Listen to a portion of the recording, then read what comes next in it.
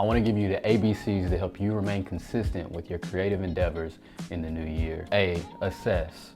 Assess whether God has called you to it or you've just been inspired. Oftentimes we see people do things and we're inspired by seeing them do it and we're like, man, I could do that too, or I always wanted to do this. And so in that moment of inspiration, we begin to start things, and when inspiration leaves, we no longer feel called to do those things or feel led to do those things. But if you're actually called to it, what are you gonna do? Tell God, no, you didn't call me to this, you didn't assign me to do this.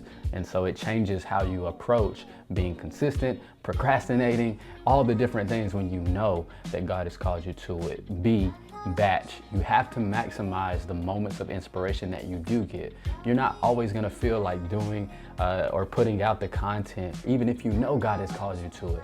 So you have to batch your content, maximize the moments of inspiration.